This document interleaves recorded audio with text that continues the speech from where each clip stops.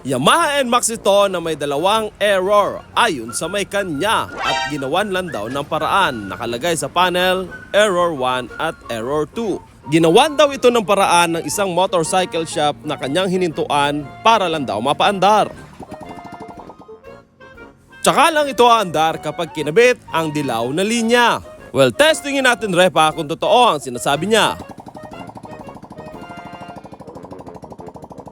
Confirm, humandar nga. Well, hanapin na lang natin ang pinaka-issue talaga ng motorsiklo ng ating repa.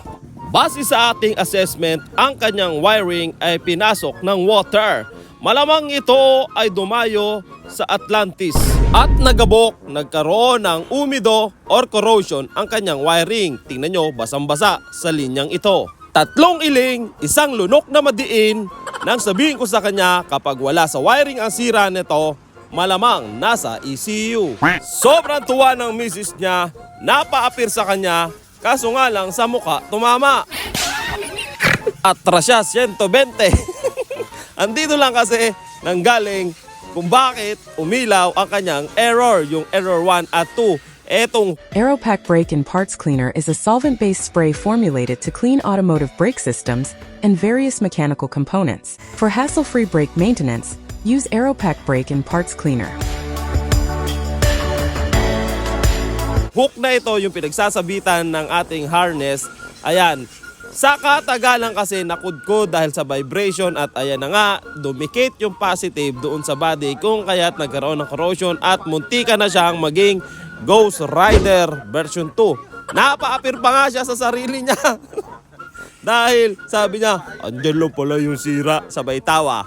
Ngayon ay kakalasin na natin yung kinabit nilang bypass para mapaandar ang kanyang motorsiklo. Ayusin natin ang kanyang wiring. But wait, there's more. Sana hindi naapektuhan ang ECU niya. Dahil nga nagdikit-dikit na ang kanyang wire, tinanggal lang natin, putol, palit, dugtong, ganun lang ang ginawa. Pero possible kasi na naapektuhan ang ECU niyan dahil nagdikit-dikit na nga sa isang bungkos na ito. Well, nag-cross finger na nga ang may kanya na sana hindi daw nadamay ang ECU niya. Well, hopefully, hindi sana. Yung ibang linya kasi dito, papasok sa ECU. At yung ibang linya ay nag-open, nag-short, kumislap, at muntik na nga siyang maging Ghost Rider. May portion kasi yan dito na naka-open ang harness niya. Ang purpose kasi niyan repa ay para tumulo ang mga water na umenter lalo sa harness mo. At kung paano naka-enter lalo ang water dahil biniyak mo ang tubig sa kalsada sa sobrang tuwa, dito galing yan sa tapalodo mo.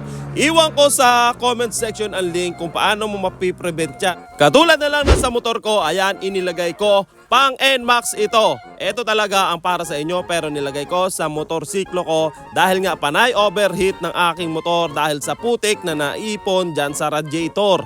Ngayon ay hindi ko na dinadanas yon. Dahil nga nandyan sa comment section ang link. Kung paano natin kinalas, ganun din natin ibinalik. In-adjust lang natin ng bahagya ang butas na ito. Labasan kasi talaga ng water at hindi natin pwedeng isara iyan.